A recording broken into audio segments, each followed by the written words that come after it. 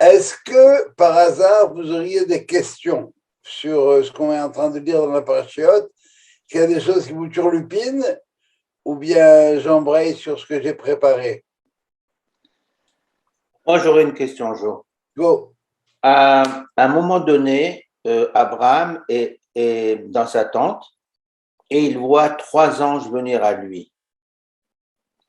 Au début, il leur parle au pluriel et ensuite il leur parle au singulier. Pourquoi? Qu'est-ce qui se passe? Non, c'est l'inverse. Au début, il leur parle au singulier Adonai.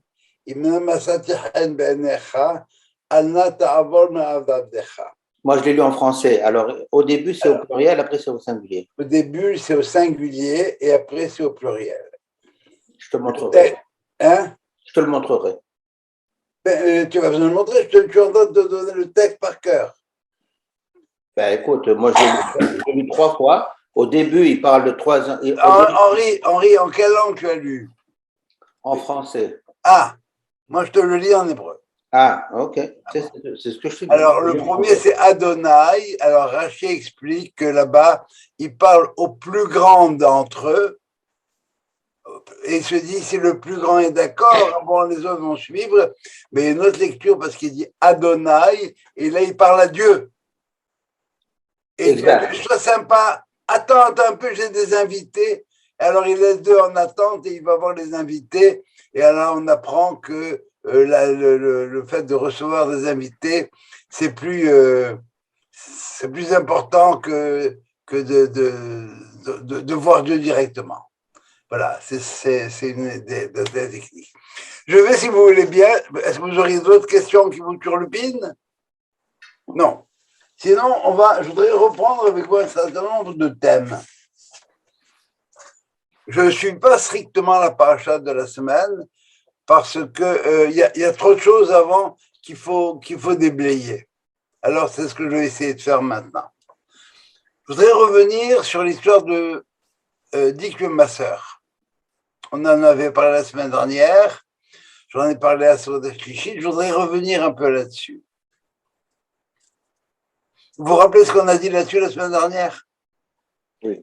Le problème qu'il y avait à résoudre dans tout le livre de Bereshit, c'est de résoudre l'équation de fraternité qui a été posée lorsque Caïn a tué Abel. Et le livre de Bereshit va se terminer lorsque les frères vont se reconnaître, les frères fratricides et Joseph vont se reconnaître, vont s'embrasser, et là on peut aller exporter notre histoire à l'extérieur. Alors, ce qui se cherche dès le début de l'histoire de Caïn et Abel, juste après, c'est la résolution de l'équation de fraternité, le frère qui va tuer le frère. Dans cette recherche d'équation de fraternité, il y a d'abord un premier stade dans l'histoire de la Genèse, entre les deux premiers êtres. On commence à nous parler de Zachar Unkeva, mâle et femelle. Avec l'union entre l'homme et la femme, si tu veux, on parlera plus de mâle et femelle, mais de époux, épouse, Ish et Isha. Ça va? Remarquez bien, pour ceux qui ne le savent pas encore, que dans le mot Ish et dans le mot Isha, il y a deux lettres communes dans Isha, Aleph et Shin, et pour Isha, Aleph et Shin, ça va, qui veut dire le feu, Esh, et pour l'homme, il y a Yud, Aleph, Yud, Shim, et pour la femme, il y a Isha, Aleph, Shin, He. Alors, donc, on a soit d'un côté le feu, et de l'autre côté, il y a Yud, Ke, le nom de Dieu. Donc, si le couple fonctionne bien, c'est comme ça que ça marche.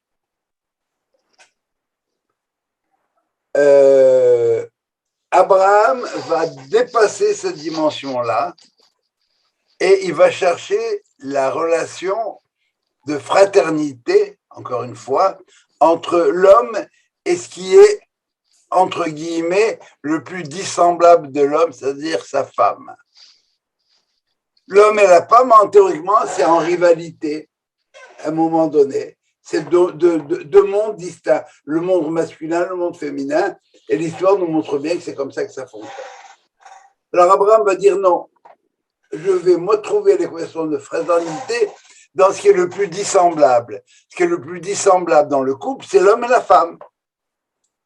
Et il dit, voilà, ben dis-leur que ma sœur, et comme je vous ai dit, c'est Aki qui dit ça aux Égyptiens qui prenaient leur sœur pour être leur femme, parce qu'il n'y avait jamais une femme qui était aussi belle, qui valait le coup autant qu'eux. Ça va, ça c'est l'idée maîtresse. Cette idée-là va se retrouver 3 fois dans l'histoire. En Égypte, on verra tout à l'heure une deuxième fois avec Abraham, et on verra à un moment donné avec Isaac. Et lorsque c'est fait 3 fois, ça y est, c'est acquis. Le mari et la femme peuvent être aussi frères et sœurs. Est-ce que vous avez des questions par rapport à ça? Non, mais est-ce que j'ai juste peut-être parlé du point de l'homosexualité, par exemple? Et c'est ce qui est refusé. Alors, ce qui est intéressant par rapport à ce que vous venez de dire, c'est que vous avez dit l'homme et la femme, c'est ce qui est de plus dissemblable. Et quand on dit que la Torah dit que c'est Toeva, ça veut dire abomination, c'est pas nécessairement clair ou c'est pas nécessairement un langage moderne. Mais j'ai lu une explication dans le même sens que vous dites de la recherche de ce qui est peut-être immoral dans l'homosexualité, c'est la recherche de quelque chose qui est semblable et donc ce refus de ce qui est très différent. On cherche quelque chose qui nous ressemble et on refuse cette différence. Donc, oui. Mais en fin de compte, Ish et Isha, c'est complémentaire. Et c'est complémentaire. Et lorsqu'il y a union entre les deux, c'est le Ya qui apparaît. Et à ce moment-là, ça devient fécond. Mais dans l'homosexualité, il n'y a rien de fécond. Pérou, Urbu, les homosexuels, ils ne peuvent pas Pérou, Urbu, point. Mais je ne voudrais pas rentrer dans le problème. Ouais, mais c'était juste. C'est notre paracha, ça. OK? Comment il a dit l'autre? Moi, je veux bien que les gens ils sortent de leur placard, mais je ne veux pas qu'ils viennent s'asseoir dans mon salon. Ça, c'est une autre dimension. Je voudrais maintenant. Tout à l'heure, tu as dit de Ish, c'est avec un Yud, et Isha, c'est avec un Hey. Avec un He à la fin. Oui. OK. Et ça donne quoi, là? Le dénominateur commun, les deux lettres communes, c'est Esh, qui veut dire le feu. Et le feu, ça peut être bénéfique, mais ça peut être aussi ravageur. Et l'autre, c'est Yud et He, qui est Ya, comme dans Alléluia. OK. Ça va? Mm-hmm. Je voudrais maintenant aborder cette distinction Ish et Isha, frère, sœur, à un autre niveau.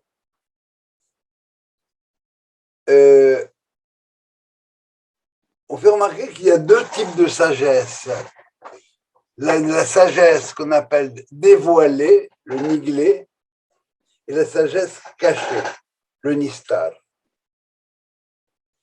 Et c'est le même type de rapport qu'il peut y avoir entre un frère et une sœur, frère et sœur, et époux-épouse.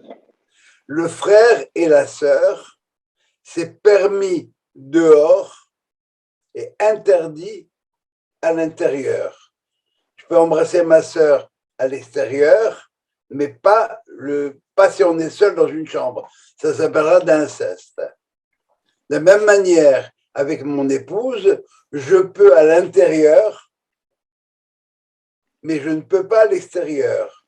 À l'intérieur, c'est l'intimité. À l'extérieur, c'est le voyeurisme. C'est tout ce que vous voudrez par rapport à ça. C'est exactement le même type de rapport qu'on a avec la Torah. Le niglé, ce qui est dévoilé, et le nista, c'est ce qui est à l'intérieur. Le niglé est acceptable pour tout le monde. C'est la même chose que ce qui se passe à l'extérieur avec ma sœur. Et le nistar, c'est simplement pour l'intérieur. On reste en famille. Alors, Manitou fait la remarque suivante, dit, c'est l'histoire du peuple juif avec la Torah. On s'est baladé à travers l'histoire avec la Torah, et on nous a dit c'est ta sœur ou c'est ta femme. Est-ce que tu as un rapport extérieur valable pour tous ou c'est simplement à l'intérieur privilégié? Alors on pouvait pas leur dire que ce n'était pas bon pour vous, donc c'était à l'extérieur. C'est notre sœur. Elle est disponible à tous, la Torah. Qu'est-ce qu'ils ont fait? Ils l'ont prise et ils nous ont mis de côté. C'est ça l'histoire d'Israël avec la Torah. C'est ça l'histoire d'Abraham à un certain niveau. Manito a une très belle formule par rapport à ça. Il dit, eh bien, ton Dieu, les goïms qui parlent à Israël, ton Dieu, mais pas toi. Ton livre, mais pas toi. Ta terre, mais pas toi. Parce que toi, c'est moi, et toi, t'es toi. Et indépendamment du côté sympathique, si vous voulez, de cette formule-là, c'est ça l'histoire. L'islam nous a piqué Abraham, ça devient Ibrahim, et Isaac, c'est Ishmaël, et le christianisme, ils ont dit, le verru Israël, c'est nous. Alors, vous voyez cette dimension-là de comment est-ce que Manitou a le génie de transposer cette chose-là en disant c'est ça notre histoire. On est capable de transformer notre femme en sœur, d'avoir et quand ça marche, c'est magnifique. Et puis, quand la femme devient la sœur, happy wife, happy life. Hein. Mais il peut y avoir toutes sortes de. Quand c'est pas la sœur encore, eh bien, il y a des aléas maritaux, pour le dire gentiment. Est-ce que cette idée est claire ou pas? Hein? Vous voyez jusqu'où ça va. Hein? C'est-à-dire qu'on est marié avec la Torah. C'est clair qu'on est marié avec la Torah. Absolument. Ah oui. Mais c'est à l'intérieur. Mais attention, elle n'est pas que pour nous. Mamlechet Kohanim. On doit être un royaume de prêtres. Donc elle est disponible aux autres. Sauf que c'est comme la terre d'Israël. Elle est disponible aux autres, en autant qu'ils reconnaissent que c'est à nous. Voilà comment le Talmud présente ce problème-là. Il dit l'histoire des Bnei Israël sur leur terre, ça ressemble au bœuf qui s'est cassé la jambe. On l'a amené à l'hôpital. Et on a mis pendant ce temps-là, puisque sa mangeoire était disponible, on a mis le cheval à l'intérieur. Mais maintenant, le bœuf, il revient. Il est bien prêt à laisser une place au cheval. Mais le cheval dit, non, ça c'est à moi. C'est ça Israël sur sa terre. Vous voulez rester bloqué ma baïm, mais qu'on se mette bien d'accord, le mari, c'est moi. C'est moi le proprio. Alors c'est exactement la même chose avec la Torah. On nous l'a prise, on s'est substitué à nous, ou bien on nous a dit, toi tu n'existes plus parce que toi c'est moi et toi t'es toi. Cette idée-là, on va le retrouver au chapitre 20, et je vais prendre le temps de le lire un petit peu, chapitre 20. Abraham va dans le Negev et il va dans Grar. Grar, c'est un peu, si vous voulez, le territoire des Philistins, la région de Gaza. Et il disait de sa femme que c'est sa sœur. Le message qu'on essaie de passer au monde.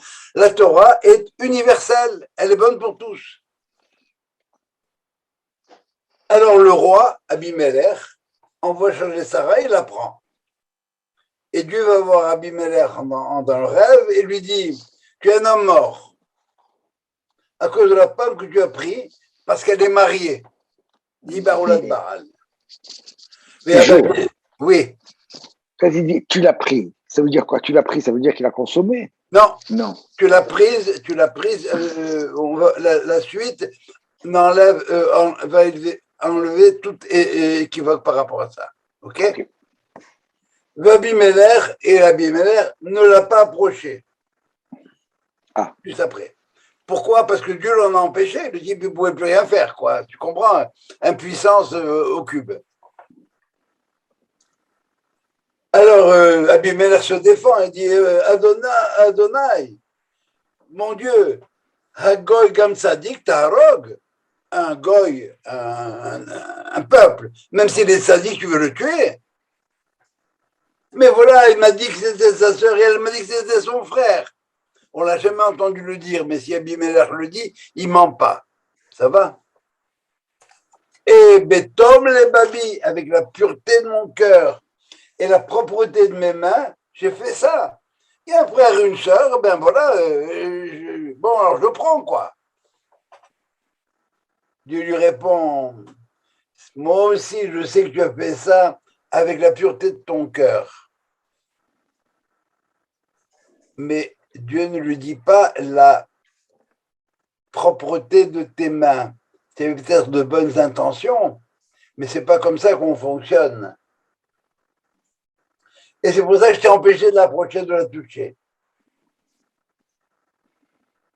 Qu'est-ce qu'il est en train de dire Dieu maintenant à Abimelech? Il lui dit, dis-moi Coco, quand quelqu'un vient dans ton pays, un étranger, qu'est-ce que tu lui demandes?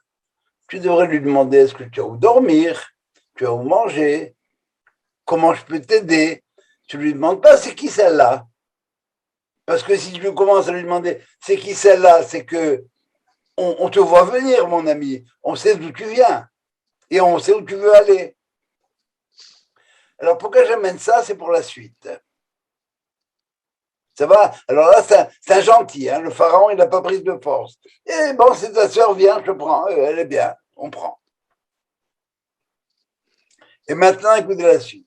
Ve'ata, c'est Dieu qui parle à Abimelech. Hashev Esheta'ish. Rend cette femme à cet homme-là. Qui naviru, parce qu'il est prophète. Et tu ne peux pas lui raconter d'histoire.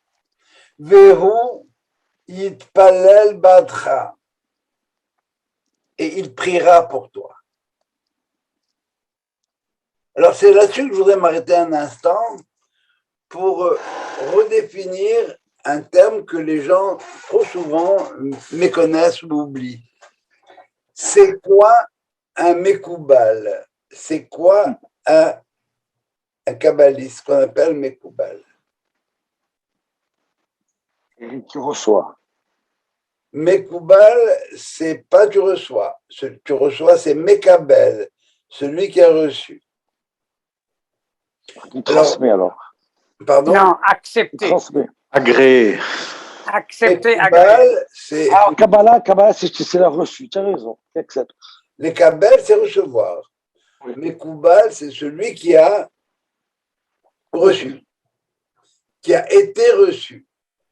Alors, naturellement, on a envie de dire très bien, ben, il est rentré dans la confrérie. Mais pas du tout, c'est parce que nous dit le texte ici. C'est un prophète. Quelle est la différence entre la prophétie et la prière? La prophétie, ça va de haut en bas et la prière, ça va de bas en haut.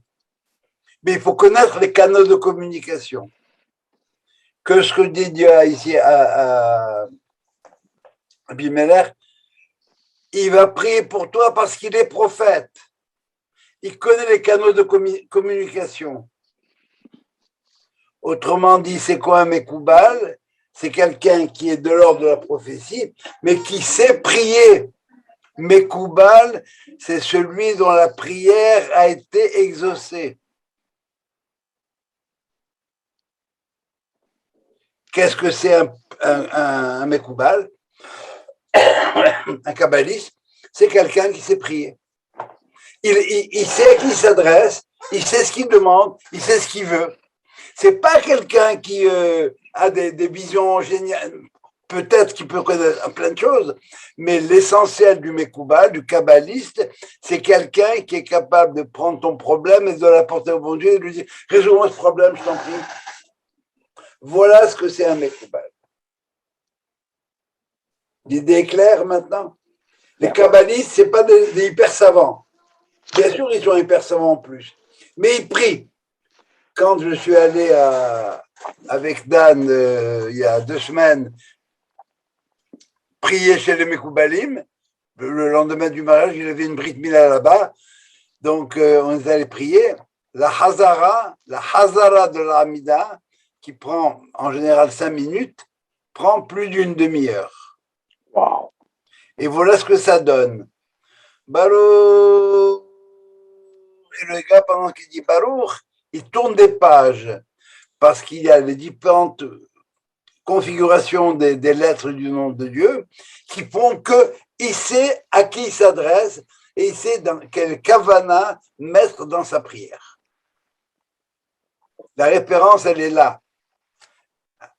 Il va prier parce que c'est un prophète.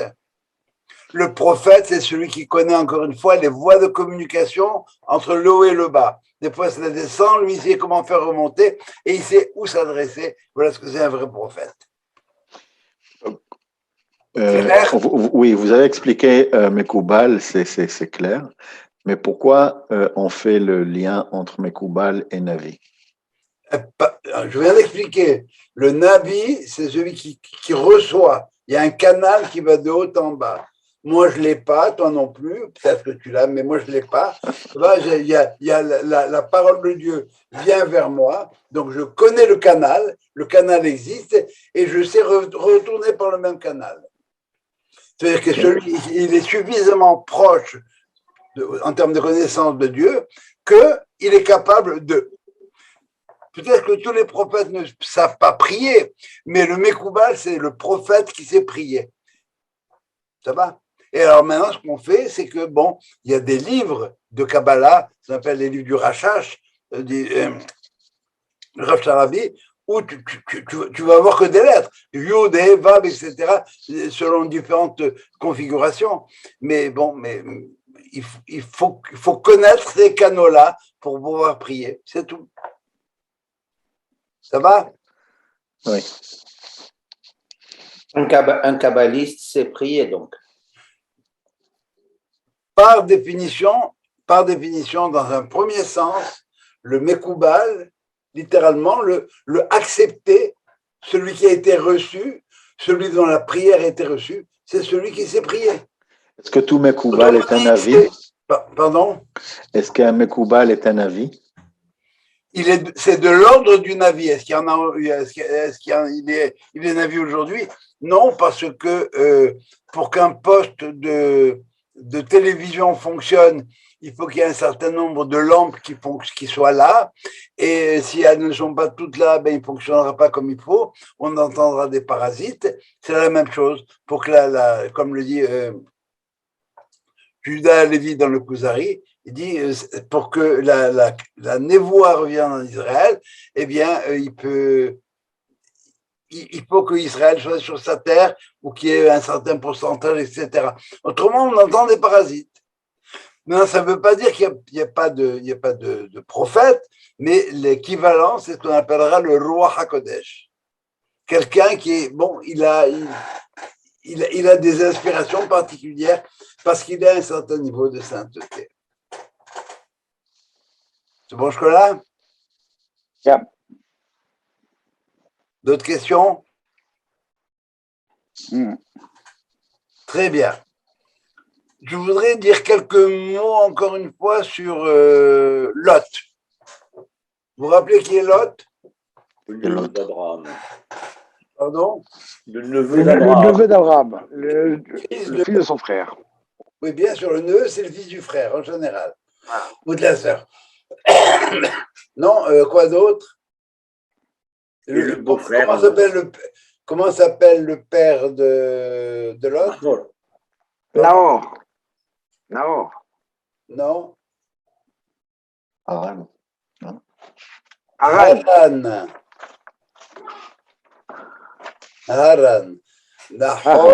Nahor, c'est l'autre frère. C'est ça, c'est d'Haran.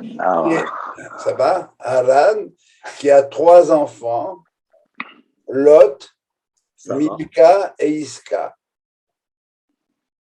Qu'est-ce qui lui est arrivé à Haran? Où est-ce qu'il est mort? À Oukassem, à la fournaise, à Oukassem. À Ur-Kasdim. Il est mort pendant la Shoah.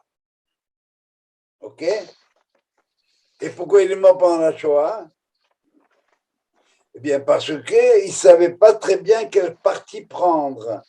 Soit le parti de Nimrod, soit le parti d'Abraham. Et quand Abraham a été jeté dans la fournaise, il s'est dit, oh, si Abraham il s'en sort intact, j'embarque avec Abraham, sinon j'embarque avec le parti de Lot. C'est l'indécis par excellence, Haran. Abraham a été sauvé, Lot a dit, Haran a dit, moi aussi j'entre dans la fournaise, et puis il était fournaisé.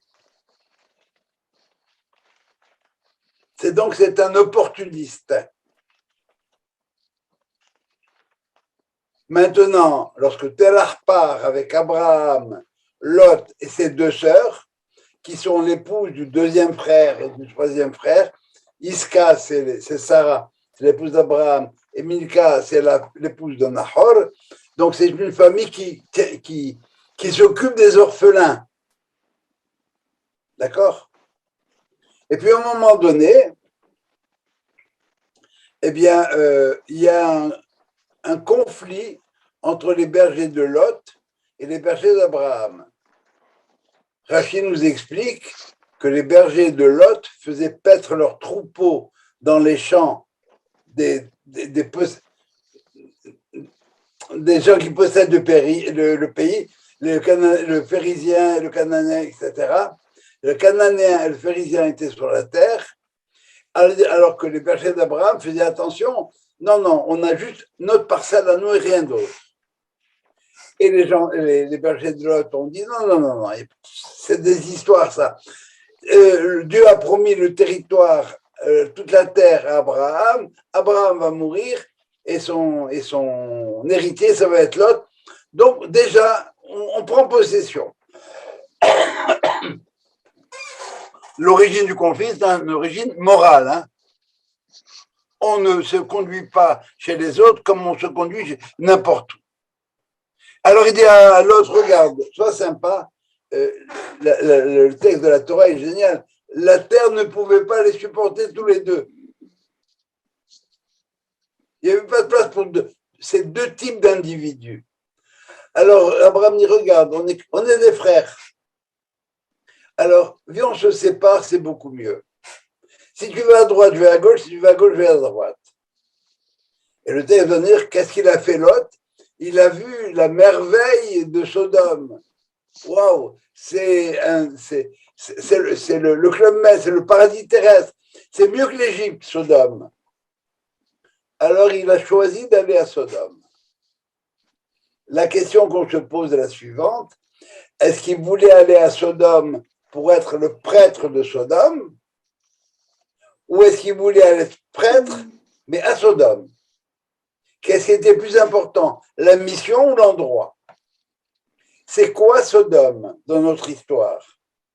Vous vous rappelez de ce qui se passe à Sodome? On n'a pas le droit de pratiquer la charité et c'est le monde de l'homosexualité, par définition. Le lieu de débauche totale. Sodomisé. Ça va? Débauche totale, c'est ça? Oui, absolument. Mais encore une fois, non, mais plus que ça.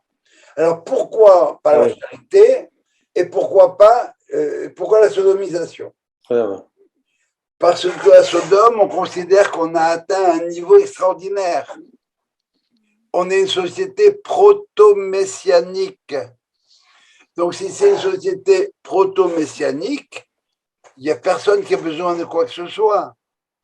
Et si jamais un bonhomme se pointe et dit « j'ai besoin d'argent, viens mendier », ça veut dire qu'il conteste qu'on est dans la société proto-messianique. Il n'y en a pas pour tout le monde. Donc, si tu ne peux pas aider ce type-là parce que c'est un traître à notre société, à nous. Et comme on est dans une société proto-messianique, on n'a plus de messie à engendrer. Donc, c'est plus la peine d'avoir des rapports avec les femmes. Mais il y a quand même l'instinct sexuel qui est là, qui pousse. Alors, on va le régler entre nous, les hommes. Et c'est là-dedans que l'autre se retrouve. Et quand il est arrivé à un moment donné où les anges viennent pour le sauver, un ange vient le sauver et l'ange va détruire Sodome, Lot se comporte comme Abraham. Il veut faire de la charité à ces gens-là. Mais une charité, on ne peut plus, on ne peut plus impur. Qu'est-ce qu'il leur dit? Les gens de Sodome viennent et disent: tu as des étrangers chez toi. On n'accepte pas les étrangers. Envoie-moi les étrangers, que nous les connaissions, que nous fassions connaissance au sens biblique du terme. Et qu'est-ce qu'il dit Lot? J'ai des filles. Non, s'il vous plaît, non, non, non. Prenez mes filles. Ils sont chez moi, c'est mes invités. Je ne peux pas vous livrer mes invités. Mais par contre, je peux vous filer 2 filles vierges que j'ai à moi. La mida de Hesed d'Abraham, la générosité, mais hypertrophiée. Allô, Lorraine? Ça va, ça? Alors, voilà l'histoire de Sodome. Et par conséquent, l'autre, c'est exactement la même chose, tel père, tel fils. Il n'est jamais content, il ne sait pas où il va. Il y a au moment où les anges le prennent par la main pour le sortir de là, il y a un ta'am qui s'appelle Shalchelet, qui n'apparaît que 4 fois dans la Torah. C'est Beit Mama. Ça veut dire il ne sait pas quoi faire encore. Les anges, ils sont là, ils vont l'embarquer avec lui, il hésite encore. Et par conséquent, l'autre, c'est la plus grande impureté qui soit. Pourquoi? Parce que c'est une défiguration complète de la notion de Hesed d'Abraham. Il a pris le Hesed et au nom de la charité, genre charité chrétienne. La charité chrétienne, on voit ce qu'elle donne. Ils ont pris la croix de la charité, ils l'ont transformée en épée. Ils l'ont retournée simplement. Voilà Lot. Et par conséquent, c'est lorsqu'on sera capable de la charité, le mot charité en hébreu, c'est le mot hesed. Et le mot hesed veut dire une charité at large. Ça veut dire sans bordure, sans limite. Et vous ne serez pas surpris d'apprendre que, Joël, si tu parles, je ne t'entends pas, tu es en mute. Vous ne serez pas surpris d'apprendre que le mot hesed, c'est comme ça qu'on caractérise l'inceste. Si effectivement, j'ai un amour débordant et sans frontières, eh bien, ma sœur, ma mère, et pourquoi pas, et n'importe qui. Alors, quand on arrive avec Lot et ses filles, quand ils arrivent à donner naissance à Moab, et elle ne se cache pas, la fille, elle l'appelle Moab, ça veut dire du père. Et qu'est-ce qu'on nous fait remarquer? La valeur numérique de Moab, c'est 49. 49, c'est les 49 portes d'impureté qu'on avait atteintes en Égypte. Par conséquent, c'est de là-dedans que va sortir le Mashiach. Pourquoi? Parce que si on est capable de récupérer le pire du pire, comme j'ai dit Shabbat à Soudat Shishit, le pire du pire, c'est pas d'arriver 14e dans une course, c'est d'arriver 2e. On était près du but, jusqu'à à côté, et on l'a raté. Et pourquoi il a été sauvé alors, si c'est le pire des impurs? Parce qu'au fond de lui-même, il y avait quand même quelque chose, il y avait une étincelle qu'on pouvait récupérer. Cette étincelle de Lot, c'est le fait qu'il avait cette partie d'Abraham, cette notion du Hesed d'Abraham, mais sauf que il n'a pas mis de balise. Alors lorsque Ruth, qui va descendre de Lot, de Moab, sera capable de mettre des balises, eh bien à ce moment-là, on est sur la bonne voie. Et le Mashiach, il va récupérer le plus irrécupérable. Parce que si on ne récupère pas Lot, on n'a rien récupéré. Si tu es un médecin qui est capable de soigner juste des rhumes, bon, ben tu es un médecin pour les enrhumés. Mais si tu es un spécialiste et tu es capable de sauver les gens qui sont atteints des pires catastrophes, bon, eh bien là, on commence à parler d'autre chose. Excusez-moi. Ça va, s'il est là? Alors, ce que je veux montrer, c'est la cohérence entre Haran, le frère, l'indécis, et son fils, Lot. Et je vous ai dit comment est-ce que Lévinas disait, si Abraham c'est le juif, alors Lot c'est le sale juif. Mais rappelez-vous que dans sale juif, il est quand même juif, pour répondre à Joël. Dans le sale juif, il est quand même juif. Oui, oui. Ce que j'aimerais bien, c'est ce sale juif-là, ça va? Question par rapport à ça ou pas?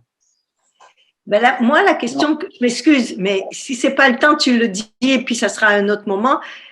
Si on est capable de reconnaître que Lot avait une étincelle en lui qui fait qu'on l'a sauvé, qui nous a amené à tous ses descendants et puis là où on est aujourd'hui, pourquoi est-ce que dans Sodome, on n'a pas été capable de trouver que cette étincelle-là permettrait de sauver Sodome?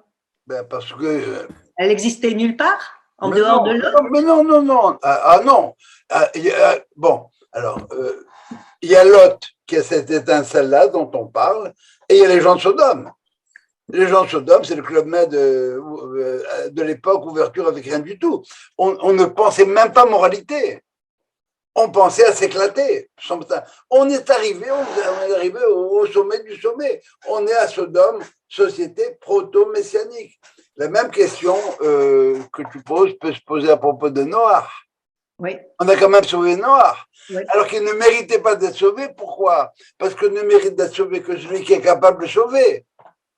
Mais il a trouvé grâce aux yeux de Dieu. Pourquoi? Parce qu'il avait en lui l'ADN d'Abraham. Ça va? Oui.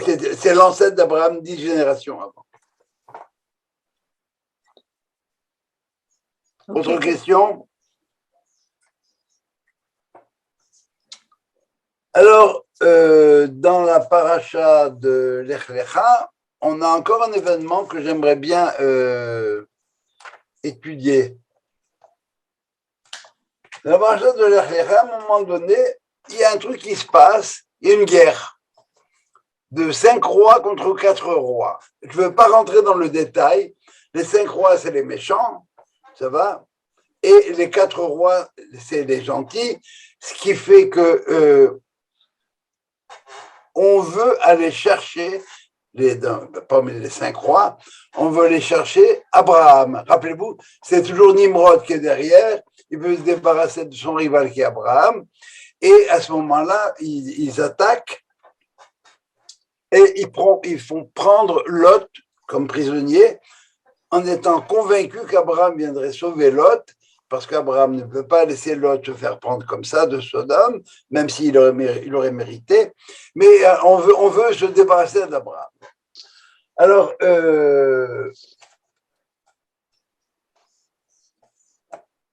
et Abraham, à ce moment-là, ramasse une équipe. Il y en a qui disent que c'est juste lui et Eliezer, et ils vont et ils libèrent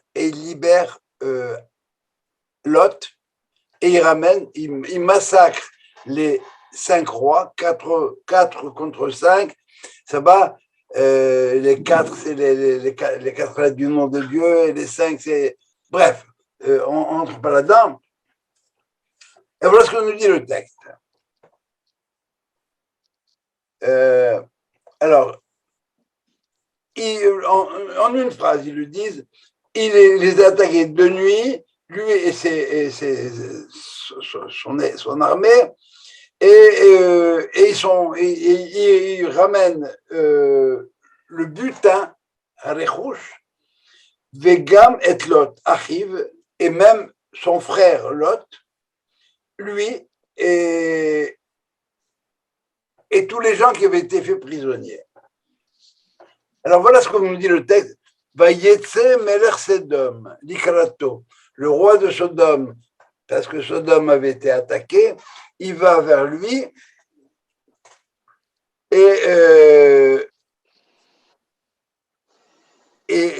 alors arrive le roi de Sodome et Melchizedek,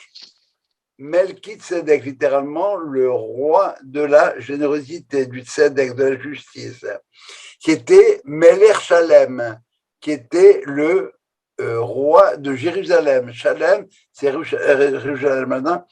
Hotzilahem, pardon, Lechem et Yayin. Il leur a apporté du pain et du vin. Et du vin. Oui, pain et vin. Et on dit maintenant que qui est Melchizedek? Il est Kohen, les El Elyon. C'était un prêtre de l'être suprême. El Elyon, c'est Dieu. Rappelez-vous, Melchizedek, ça va, le roi de la justice, qui est prêtre de Shalem de Jérusalem et qui est le prêtre du El Elyon, l'être suprême Dieu. Et ce Melchizedek maintenant va bénir. Écoutez la bénédiction.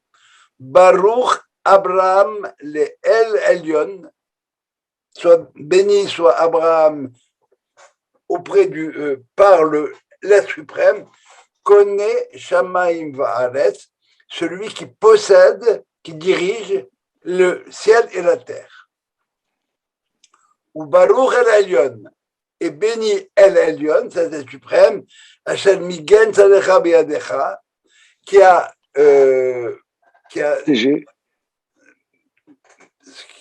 mis entre tes mains, si tu veux, et il lui a donné, le Maracel Mikol lui a donné la dîme de tout. Le roi, ça c'est Melchizedek. Deuxième maintenant, c'est Veyomer Mercedol Abraham, le roi de Sodome dit Abraham, Tali un nefesh, donne-moi des hommes, et prends-toi le butin. Alors, Abraham répond au roi Sodome, Halimoti, et pendant que Melchizedek entend, Halimoti a dit, El Hashem El Elyon, connaît Shamaim Va'aretz. Je répète, Melchizedek avait dit, Baruch Abraham le El Elyon, connaît Shamaim Va'aretz, et Abraham répond, Baruch, Halimoti a dit, j'ai juré, devant El Hashem El Elyon. Cet être El Elyon dont tu me parles, toi, que tu connais, que tu reconnais un être suprême, c'est le transcendant par excellence. Il a un nom. Il s'appelle Hashem, Yud Ke Vav Ke. On vient de passer d'une religion de l'impersonnel, religion d'un déisme anonyme, un transcendant absolument. Qu'est-ce qu'il y a, Abraham? Ce transcendant-là, il est immanent. Il existe encore ici maintenant. Il est là, il t'écoute, il te parle. C'est exactement tout ce qu'on a dit à propos de la Teshuvah. L'égoïsme ne peut pas parler, penser Teshuvah. Pourquoi? Parce qu'ils sont devant l'impersonnel de la nature et du mécanisme du monde. Abraham lui apprend à sortir de cet impersonnel du monde, de ce mécanisme, de cette fatalité, de ce fatum. Qu'est-ce qu'il a dit Dieu? Sors de ton astrologie. Et j'écoutais un petit peu, je termine ça et je vous dis ce que j'ai écouté par la suite. Alors Abraham, ça va, c'est clair, cette idée-là, il vient de donner une leçon au prêtre, celui qui avait pris la relève, celui qui avait assuré la prêtrise jusqu'à présent. Ça en prend un d'abord, mais d'une manière tout à fait impersonnelle.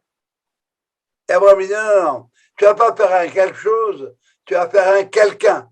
C'est pas la mécanique des lois de la nature qui fonctionne. Mais maintenant, on lui a proposé, prends le butin. Et qu'est-ce qu'il dit Abraham? Je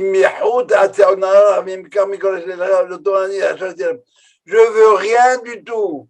Le rouge, le butin, je le veux pas.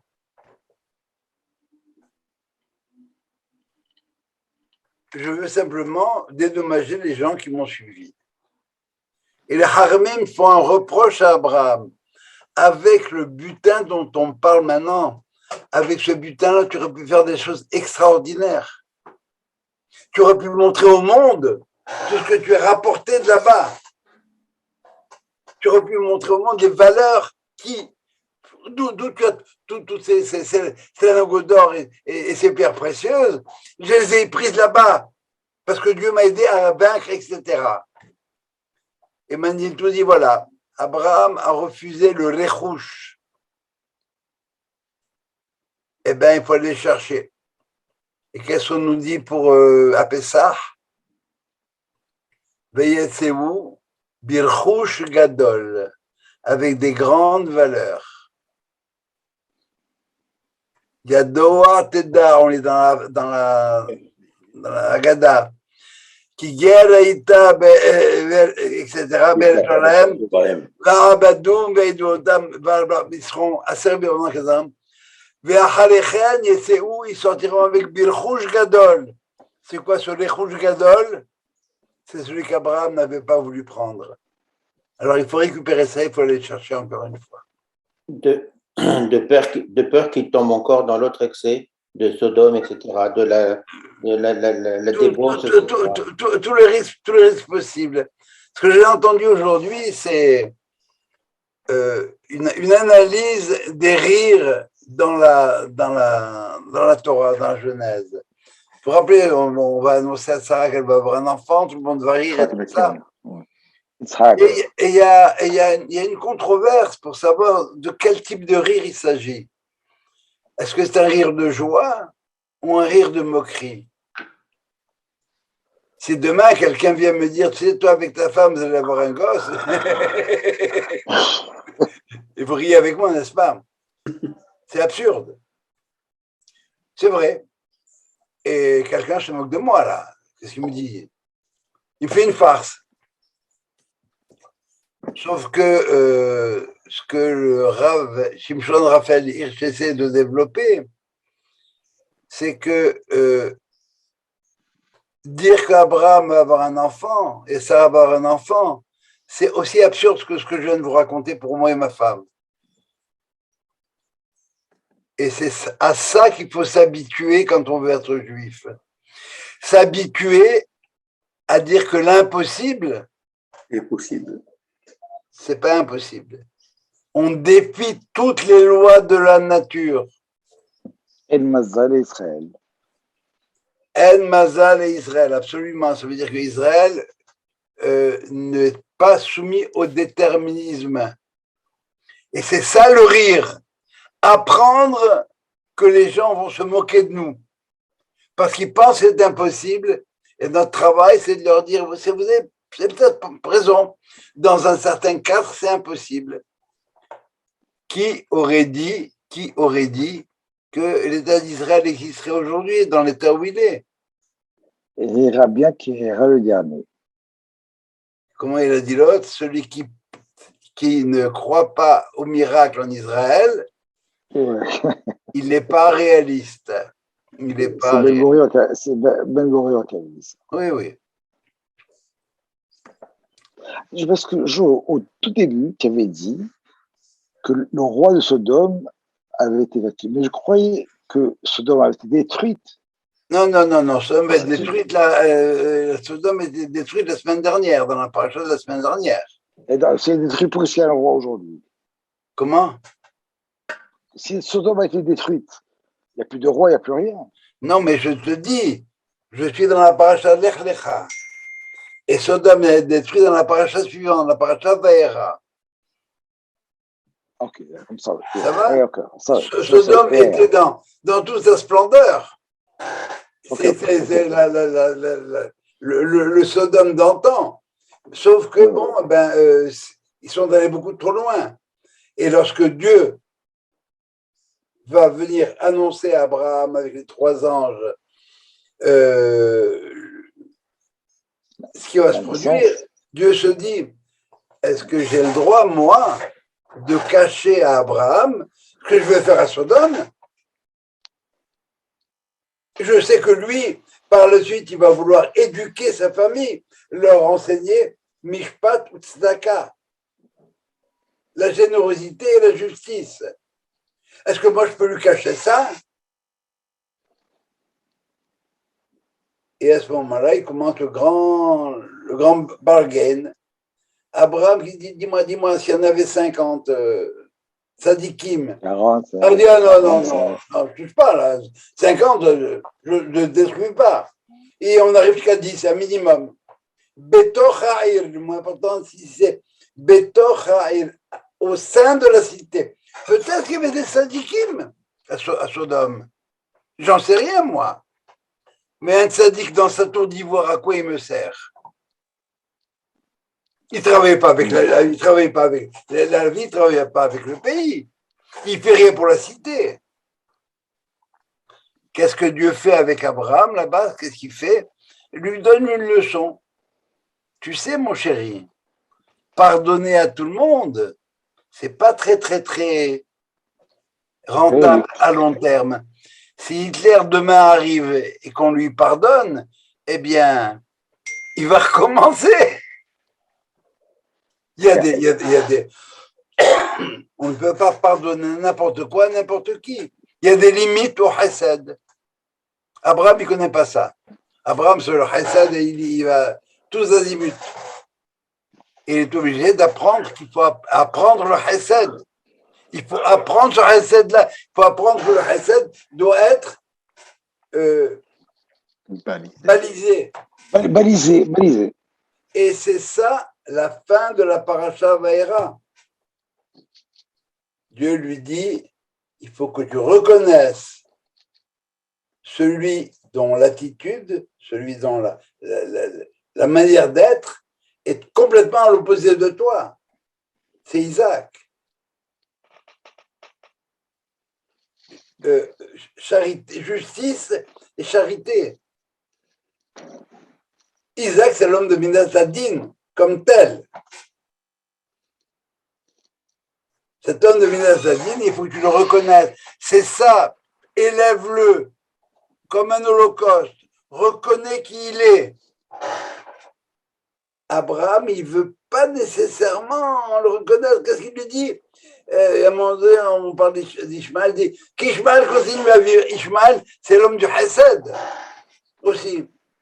Mais d'un Chesed à l'Abraham, pas le balisé. Et ça porte un nom.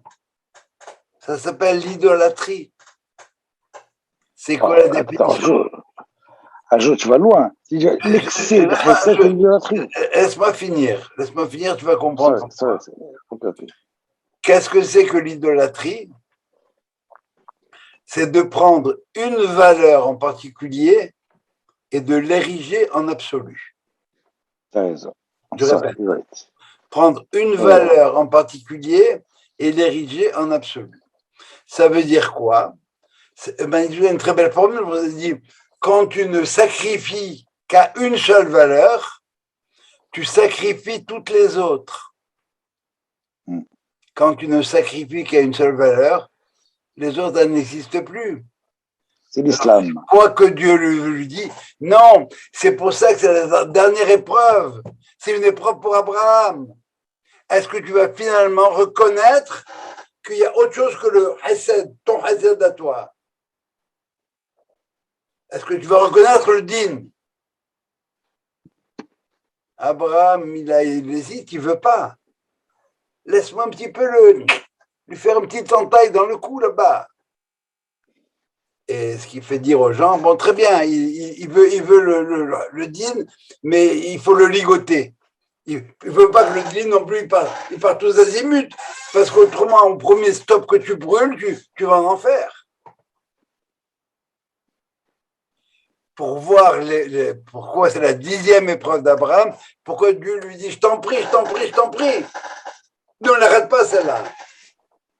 Pour les goïms, montre-leur que tu es capable d'être comme eux. Montre-leur que tu es capable d'être pas comme eux en même temps. Ne sacrifie pas ton fils.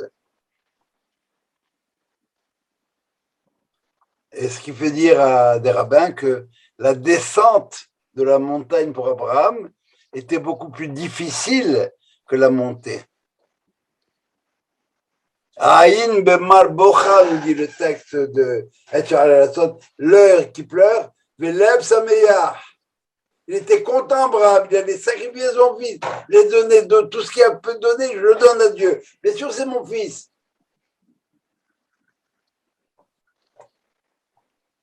Ça va, ça? Alors, pour montrer, le libre arbitre n'existe plus pour Isaac. Pour Isaac.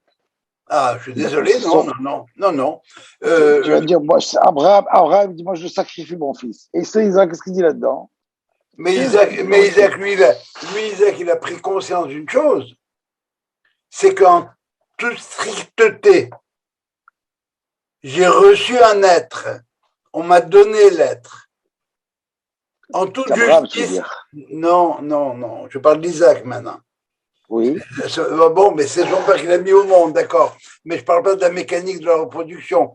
Maintenant, Isaac a conscience qu'il a une âme. Tu comprends? Il est investi de quelque chose. Mais cet être qu'on m'a donné, on me l'a donné gratuitement. Mais il faut que je le mérite. Donc, il faut que je paye le prix de l'être. Et quel est le prix de l'être à payer? C'est l'être lui-même. Isaac, c'est pas un problème du tout. Il y va gaieté de cœur. Il a 37 ans. Et où est le problème? Dieu me demande, j'y vais. Mais c'est pas Isaac. Puisqu'il demande à Abraham où est le show. Et qu'est-ce qu'il lui répond Abraham? Dieu pourvoira mon fils. Oui. Et ça veut dire quoi, Dieu pourvoira mon fils? Béni, ça veut dire s'il n'y a pas de chose, ce sera toi. Et le texte nous dit juste après, ils marchèrent tous les deux. Clopin de gaieté de cœur, en chantant, sifflotant. On va faire une mitzvah. Moi, je donne mon être à Dieu. C'est pas un problème pour Isaac, l'épreuve. Je suis prêt à donner mon Dieu. Il y a ce qu'on appelle, il y avait des écoles de Kiddush Hashem. On apprenait le Kiddush Hashem. Mais pour Isaac, dans sa nature, c'est comme ça qu'il est. On est tous avec avec une âme, avec une psyché. On a chacun notre caractère, notre manière d'être. Chacun est différent. Il y en a qui vont être violents, il y en a qui vont être calmes, il y en a qui vont être généreux, il y en a qui vont être radins, ce que tu voudras. Le problème, c'est de corriger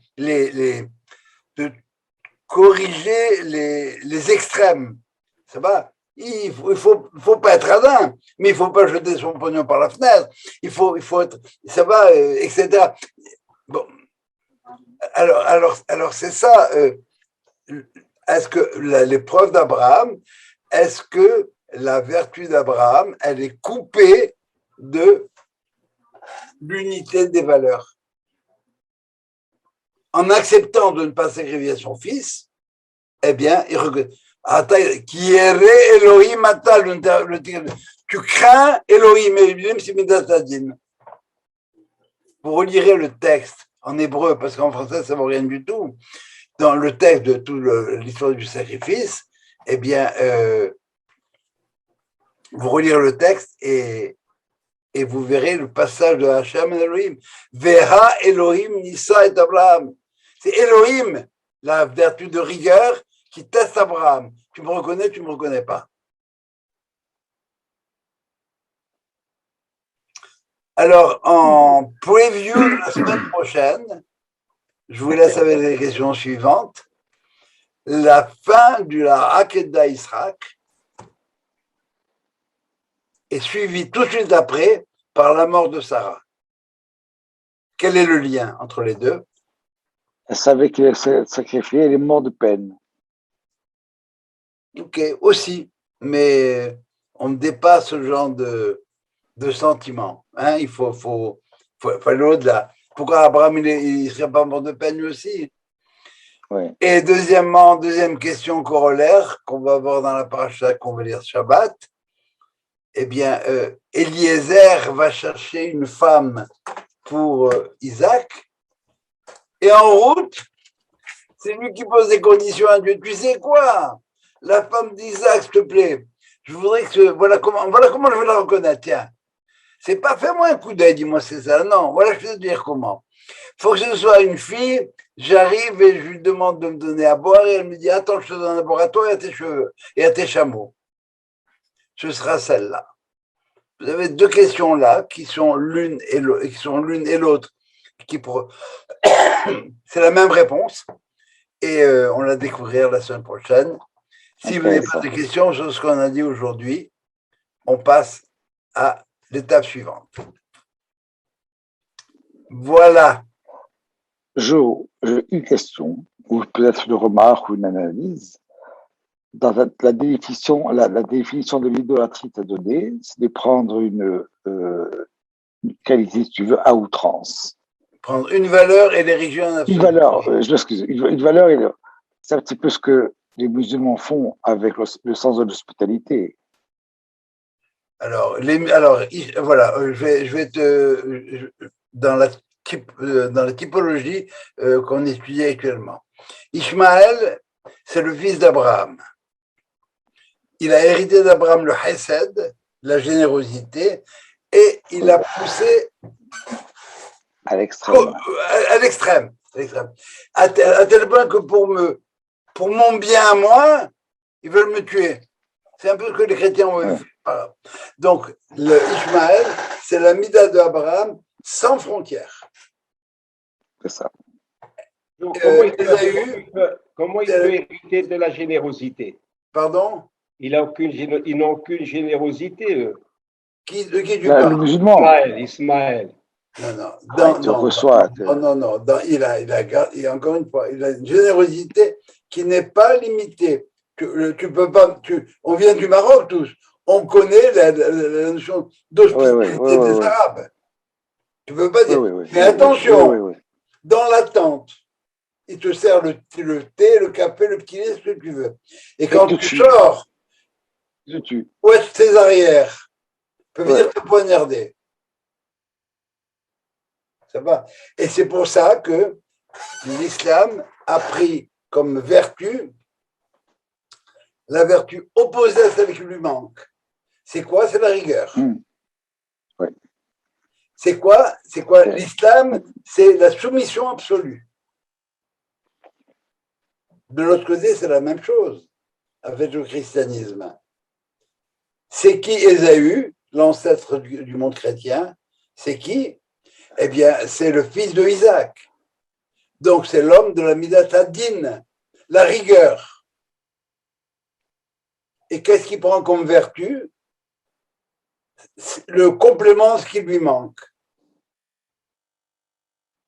Le complément, c'est quoi? C'est la charité chrétienne. Mais encore une fois, tant l'un que l'autre, ils appliquent ça à leur manière. C'est-à-dire qu'ils ont complètement... ça s'est dévoyé. La charité chrétienne, c'est une joke. Hein, les croisades sont là pour le prouver. Et la rigueur, la soumission de l'islam, eh bien, qu'à voir ce qu'ils en font aujourd'hui.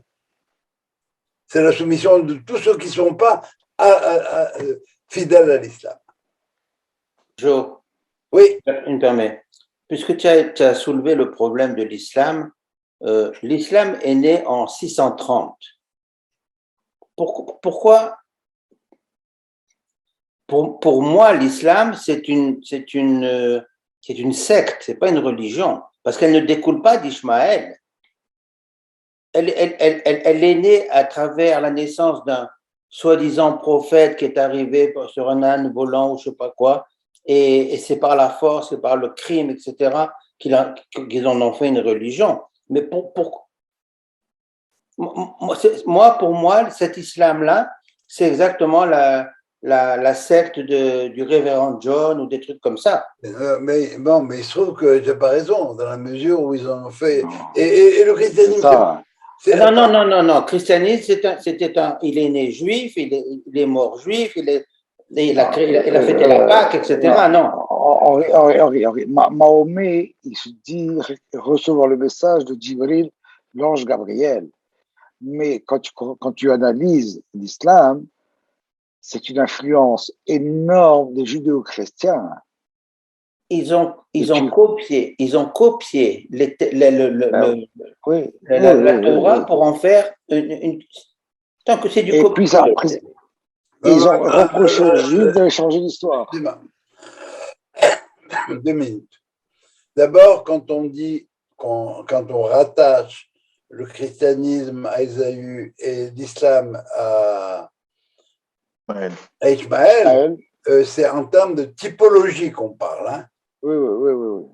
C'est clair que ce sont les Édomites à un moment donné, les gens de Édom qui ont suivi le fondateur du christianisme et la même chose. Ça veut dire quoi une religion en fin de compte? C'est en partir d'un. Si tu veux. Tu sais que c'est réussi. Non, mais Henri n'a pas tort. S'il te dit qu'un pasteur, il a une secte devant lui, et si cette secte, elle a 500 adeptes, 500 adeptes, mais là, c'est pas 500 adeptes qui sont dans l'islam, Habibi. Oui. Et par conséquent, c'est ça une religion. Les gens, ils se relient à telle et telle chose. Ça va. Mais non pas les valeurs d'Ishmaël ou non, désolé, alors là c'est faux ça. Dans l'islam fondamental, tu vas avoir tout ce qu'on la définition des principes religieux que tu vas retrouver dans les évangiles et même dans la Torah, si je veux dire. Oui. Parce qu'ils les ont copiés. Mais de toute façon, en quoi l'islam est différent du christianisme et des autres? Ils les ont adoptés, ils ont adapté. Tout le monde a copié, c'est clair. Oui. Mais c'est pas une tribu, l'islam. Tu comprends? Aujourd'hui, l'islam, c'est une religion monothéiste. C'est une civilisation. Et attention là, c'est une religion monothéiste qui n'est pas totalement incompatible avec nous. Moi, j'ai le droit d'entrer dans une mosquée. Je n'ai pas le droit d'entrer dans une église. Je pourrais prier dans une mosquée, pas dans une église. Parce qu'il n'y a pas la Trinité. Il n'y a qu'un seul lieu. Il n'y a pas l'idolâtrie. Tu sais, dans l'islam, quand il parle de Issa, qui est Jésus, il dit Issa ben Myriam, fils de Marie, pour ne pas dire fils de Dieu. Parce que dans l'islam, Jésus n'est pas le fils de Dieu, c'est un prophète. C'est un prophète. C'est pas le fils de Dieu. Donc, il n'y a rien de divin dans Jésus, dans l'islam. Et c'est là où j'aurais raison.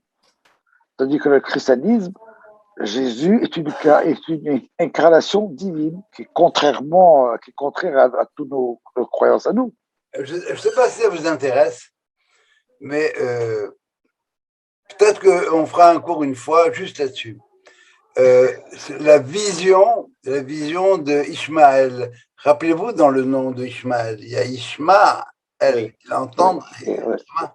Il y a une analyse remarquable qui est faite par un rave, et je vais essayer de retrouver mes sources, et peut-être qu'on fera un cours une fois, une étude juste là-dessus une bonne fois, pour voir les différents tenants et aboutissements de la chose.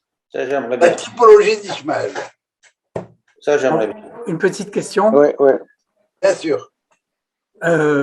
Et tout à l'heure, tu as dit que l'épreuve d'Abraham, c'était pas de monter pour faire le sacrifice, c'était de descendre quand il est descendu de la montagne parce qu'il a réalisé qu'il avait tout sacrifié pour une seule valeur du Hesed. C'est-à-dire que l'épreuve, c'était pas de monter, comme tu dis là. C'est ça. Il était prêt à sacrifier. Il était prêt à ça. Mais pour lui, il est redescendu, il était obligé de le faire. Il aurait pu dire au bon Dieu, non, je le tue. Il n'a pas fait. Et par conséquent, pour lui, si j'ose dire, il a dû lui falloir un peu de temps pour digérer ce qu'il venait de faire. Il a accepté la rigueur, il a accepté le dîme. Voilà, c'est ça. Tu comprends? Et je te dis, la difficulté, le mot difficulté n'est peut-être pas à sa place. La douleur, il était plus à l'aise en montant qu'en descendant. Qu'est-ce que je viens de faire? Donc, en réalité, si j'ai bien compris, il aurait dû refuser de faire le sacrifice de son fils. Non. Puisque, à ce moment-là, il n'aurait pas sacrifié toutes ses valeurs pour la valeur du chesed, de l'obéissance. Quand tu vas à l'encontre de tes tendances, tu as envie de faire quelque chose, ta nature te demande de faire quelque chose. Tu as envie de mettre ta main sur la tête du bonhomme en face. Dans ta nature, c'est ça. Et tu le fais pas. Parce que tu réalises qu'il faut pas le faire. Mm-hmm. Tu es un peu nerveux quand même quand tu rentres le soir chez toi. Tu n'as pas totalement intégré le fait que tu n'as pas mis ta main sur la figure du mec en face. Mm-hmm.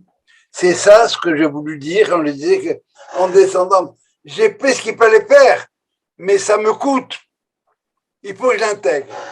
Et à un moment donné, à force de ne pas mettre ta main sur la figure du bonhomme en face, qui le mérite sûrement, bon, ça va devenir chez toi une deuxième nature.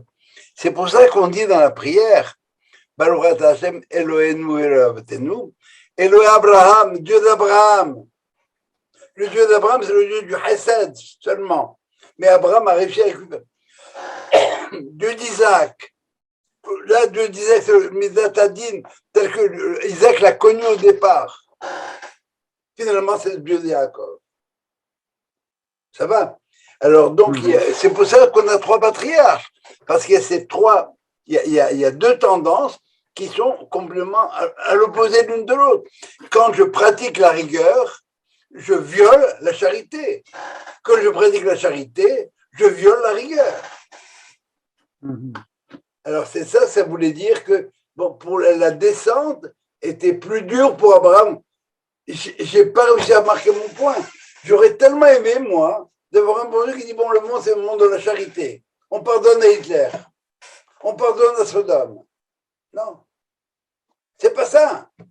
C'est pas viable. Pourquoi la charité, elle est pas, ça va pas avec la rigueur? C'est pas compatible? Par définition, charité, chesed, c'est sans mérite. Tu donnes sans compter. Exact. Le han, dans han, il y a le mot hinam, gratuit, sans mérite. Il n'y a pas de règle. Exact. Tu réponds, tu pardonnes à Hitler. Ça, c'est la charité à l'état pur. C'est complètement à droite, mais c'est pas viable. Tu peux pas vivre avec ça. Tu peux pas vivre un monde de rigueur non plus. À la première faute, le monde disparaît. Ça va?